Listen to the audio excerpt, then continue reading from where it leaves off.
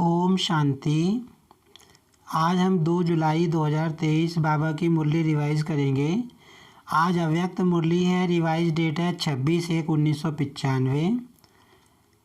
आज की मुरली का सार है ब्रह्मा बाप के और 2 कदम फरमान बरदार और वफादार। आज की मुरली में बाबा ने ब्रह्मा बाबा की 2 विशेषताओं के बारे में बताया है। ब्रह्मा बाबा फरमान बरदार थे और शिव बाबा के प्रति वफादार थे। तो बाबा ने मुरली में यही बताया है कि तुम बच्चों को भी फॉलो फादर करना है। अब देखते हैं मुख्य पॉइंट्स। आज बाबा ने कहा कि बाप के सामने 2 तरह के बच्चे हैं, एक सहयोगी बच्चे हैं, स्नेही बच्चे हैं और एक शक्तिशाली बच्चे हैं। तो बाबा ने कहा जो स्नेही बच्चे हैं वो यथाशक्ति शक्तिशाली रहते हैं और कभी उनकी विजय हो जाती है, कभी नहीं होती। लेकिन जो शक्तिशाली बच्चे हैं उनको विजयी भव का हमेशा वरदान मिला रहता है बाबा से। बाबा ने आज कहा कि सर्व शक्तियों का अधिकार बाबा सब बच्चों को बराबर देते हैं, सबको समान रूप से पढ़ाई पढ़ाते हैं, पालना करते हैं। बाबा कहते हैं लेकिन फिर भी बच्चे लेने में और धारण करने में नंबरवार बन जाते हैं, क्योंकि बाबा ने कहा सभी बच्चे एक समान रूप से धारण नहीं करते। बाबा ने कहा कि बाबा की पढ़ाई सबके लिए एक समान है, किसी के लिए अलग से ट्यूशन की व्यवस्था नहीं है, सबको पालना एक समान है। फिर भी इन्हीं बच्चों में से बाबा ने कहा कुछ अष्ट रत्न बनते हैं, जबकि कुछ 16,108 रत्नों की माला में आते हैं। तो बाबा ने कहा इसका कारण यही है कि जो बाबा से पढ़ाई पालना और वरदान मिलते हैं उनको सब बच्चे एक समान रूप से धारण नहीं करते और कार्य में नहीं लगाते। और बाबा ने कहा आज ब्रह्मा बाबा के बारे में बताया कि ब्रह्मा बाबा नंबर 1 क्यों गए। बाबा ने कहा वो फरमान बरदार थे। शिव बाबा जो भी कह देते थे, जो फरमान करते थे, उन सब फरमानों को बाबा जी हाजिर कर कर उनको अमल में लाते थे।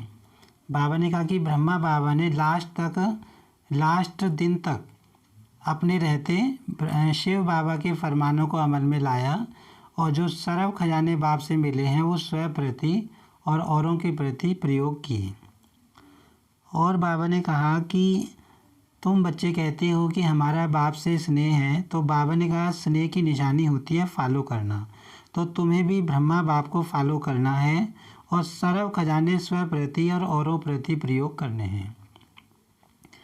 फिर बाबा ने बताया कि जैसे तुम भाषणों में दूसरों को समझाते हो कि समय नज़दीक आ गया है, विनाश होने वाला है, समय को पहचानो, तो बाबा कहते हैं तुम अपने आप को भी ये पाठ पक्का कराओ। सिर्फ दूसरों को सूचना मत दो, अपने आप को भी ये सूचना दो कि अब समय आ चुका है और हमें पुरुषार्थ तीव्र गति से करना है। बाबा ने कहा कि वर्तमान समय में बच्चे स्वभाव को तो ईजी नहीं करते, स्वभाव में टाइट रहते हैं, लेकिन पुरुषार्थ में अलबेले हो गए हैं। बाबा कहते हैं पुरुषार्थ में तुमको अलबेला नहीं बनना है। और बाबा ने कहा कि वर्तमान समय बच्चे पुरुषार्थ में अलबेले हो गए हैं। बाबा ने कहा कि तुम अपना आदि काल का पुरुषार्थ याद करो। तुम कैसे पुरुषार्थ करते थे आदि काल जब था, तुम बहुत अटेंशन वाला पुरुषार्थ करते थे और उमंग उत्साह में रहकर पुरुषार्थ करते थे। लेकिन वर्तमान समय में बाबा ने कहा कि साधनों ने बच्चों को आराम पसंद बना दिया है। तो बाबा ने कहा कि तुम्हें आदि काल वाला पुरुषार्थ फिर से करना है। फिर बाबा ने कहा कि कभी भी दूसरों को नहीं देखना दूसरा क्या कर रहा है। बाबा ने कहा तुम्हारी दूर की नज़र अच्छी है और नज़दीक की नज़र अच्छी नहीं है। बाबा कहते तुम खुद को नहीं देखते। बाबा ने कहा कभी भी दूसरे को कॉपी नहीं करना, हमेशा कॉपी करनी है तो बाप की कॉपी करनी है। और बाबा ने फिर बाद में बताया लास्ट में कि ब्रह्मा बाबा के अंदर जो एक और विशेषता थी वो थी वफादार बनना। बाबा ने कहा ब्रह्मा बाप कभी भी किसी वस्तु की तरफ, देह के संबंध और देह के पदार्थों की तरफ कभी भी आकर्षित नहीं रहे, हमेशा वफादार रहे। तो तुम्हें भी बाबा ने कहा हमेशा वफादार रहना है। बाबा कहते कि किसी भी देहधारी की तरफ, किसी वस्तु वैभव की तरफ तुम्हारा झुकाव नहीं होना चाहिए। आज की मुरली में वरदान है साक्षीपन की स्थिति द्वारा हीरो पार्ट बजाने वाले सहज पुरुषार्थी भव। साक्षीपन की स्थिति ड्रामा के अंदर हीरो पार्ट बजाने में सहयोगी बनती है।